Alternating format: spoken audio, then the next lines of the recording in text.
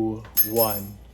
Mr. Speaker, ladies and gentlemen, we have to understand that yes, the Pope is the figurehead, but we don't think that we can drag all of the sins of the entire institution and every single bad thing happening as his fault, and as a consequence, we shouldn't support his future papacy, which hasn't even been a week. There has been a reason why we don't judge Pope Francis on the actions of Jorge Bergoglio as a sole basis of making the comparison of him being a good or bad pope. But make no mistake, because side opposition seems to get a bit upset by that and say, oh, Joseph, malamang, Robert Provost, Pope Leo, same guy. That's the only way we can compare. Yeah, that's a basis of comparison, but it misses the point of what we clearly told you throughout the bench if you check your flow, in terms of how there are different expectations that happen at the point in which you take on the mantle as a pope, something that we consistently told you about. On a similar vein, Robert Provost, who he was before, again, even if these things are so speculative and haven't been proven, what Jaron told you in his extension still matters, which is, assuming that he did some shady stuff in the past, which by the way hasn't been proven or been convicted of, is exactly the point in which we're going to be able to crack down on it and hold him responsible. That's the simple push we tell you from side government, which we think is fair, which we think stands. A couple of reasons why their side can't take this debate. The first is on the anchor point of their case and the tipping point of the round.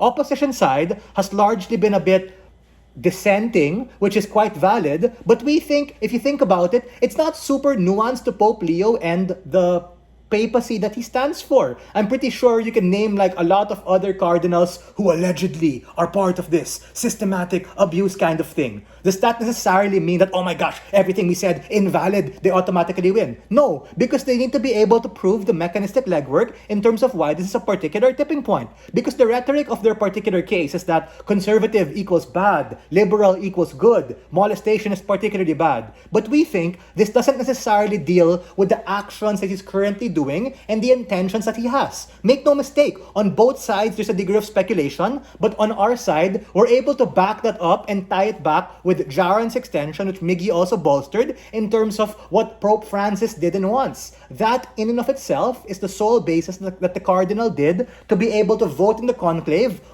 of which he was able to win in terms of 2/3 majority. So it's not tautological, right? It's actually nuanced in terms of what Pope Francis did, which is a lot of succession planning for bishops and stuff, and how Pope Leo now can be a check and balance against that. We told you he's American, he can be able to be a check and balance against Trump. We told you that given his plurality of exposure with Peru, he can be globally minded, and even their side conceded that he's moderate. Okay, if he's moderate, you unlock our rebuttal, which is de-radicalizing the church, something that responds to what they accuse us of. The second thing is the context in which he's actually operating on. Because his namesake, which is about rerum novarum, I told you in my side of the debate, is that it means of new things or of revolutionary change. Meaning, for the reasons we told you, he's definitely willing to be able to find some sort of balance. Meaning, be able to perpetuate the legacy and continue what Francis did, but also challenge particular things if he has to.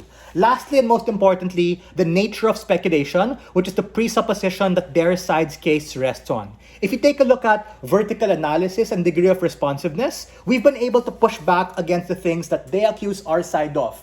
At best, what they say is, oh, Robert and him, same guy. Oh, rape, allegation, all that stuff. We think we can have a trial, right? We can be able to figure it out. We can be able to investigate something that we consistently told you to be able to mitigate the harms. And the fact that it hasn't been a week, I think it's completely valid and fine to support him until proven wrong, of which in the worst case, we can figure it out, deal with it then. Thank you. See you in the semis.